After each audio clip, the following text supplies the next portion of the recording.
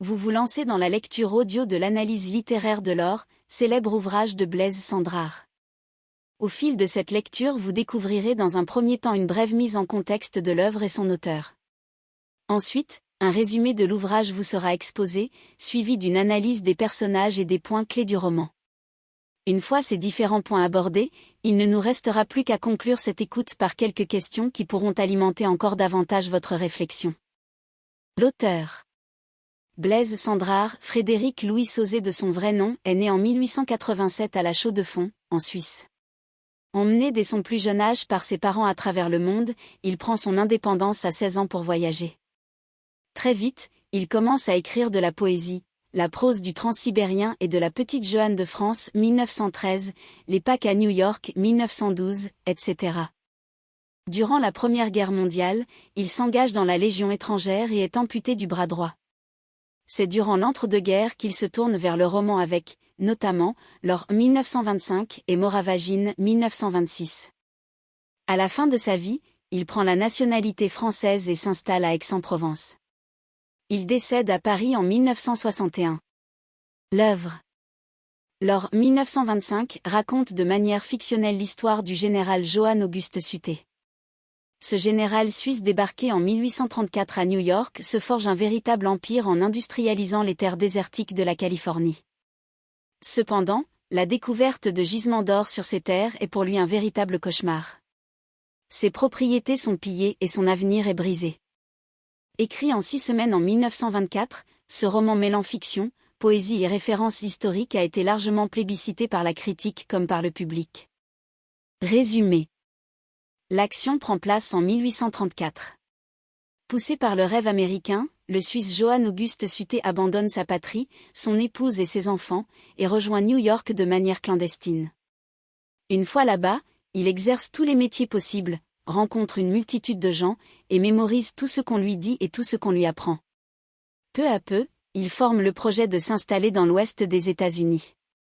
Chaque rencontre le pousse en effet à gagner la Californie, où il fondera son domaine, la Nouvelle-Helvétie.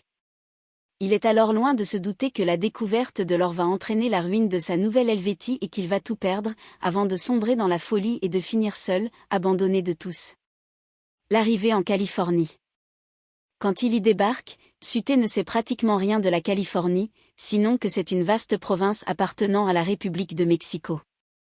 Tout y est quasiment désertique, San Francisco n'est d'ailleurs qu'un village de huttes en terre battue édifié par des franciscains. Très vite, Suter annonce son intention de construire un ranch au gouverneur Alvarado. Ce dernier lui attribue alors une première propriété. Le général et ses hommes se mettent au travail. Les chantiers se multiplient et Suter ne tarde pas à récolter les fruits de son travail. Mais de nombreux clans se battent pour piller ou s'approprier la Californie. Néanmoins, Suter parvient à se faire des relations, et tout en recevant de nouvelles terres, se fait nommer capitaine et gardien de la frontière nord. Désireux de protéger son territoire des pilleurs indiens, il fait édifier autour de chacun de ses bâtiments de larges murs, et les met sous la protection de canons et de dizaines d'hommes. Grâce à cela, ses moulins, scieries, fermes, cultures, troupeaux, vergers et potagers prospèrent et lui rapportent énormément d'argent. Il s'entoure de collaborateurs importants, qui lui assurent un avenir serein. Parvenu au fait de la gloire, il pense à rappeler auprès de lui son épouse et ses enfants. Le déclin. Or, un jour, un coup de pioche fait apparaître d'immenses quantités d'or enfouies sous la terre de ses propriétés. C'est alors la ruée vers l'or, des foules infinies débarquent à San Francisco démolissant, pillant et ravageant tout sur leur passage. La fièvre s'abat sur la Californie, et menace de démolir l'empire de Suter. Très vite, ses hommes et ses ouvriers se détournent de lui, et les nouveaux arrivants, non contents de le voler, occupent ses terres et ses cultures. Ses troupeaux sont abandonnés, ses tanneries désertées, ses moulins arrêtés puis pillés. Ne reste à Suter qu'à constater l'étendue du désastre. Du sommet de ces montagnes, je voyais tout l'immense pays que j'avais fertilisé, livré au pillage et aux incendies. Des coups de feu montaient jusque dans ma solitude et le brouhaha des foules en marche qui venaient de l'ouest. Au fond de la baie, je voyais s'édifier une ville inconnue qui grandissait à vue d'œil et au large, la mer était pleine de vaisseaux. Je n'y pus plus tenir. Je redescendis au fort. Je licenciai tous ceux qui s'étaient sauvés et qui ne voulaient pas m'accompagner. Nous espérons que vous avez apprécié cet aperçu. Pour continuer à écouter ce livre audio sur Google Play Livres, utilisez le lien dans la description de la vidéo.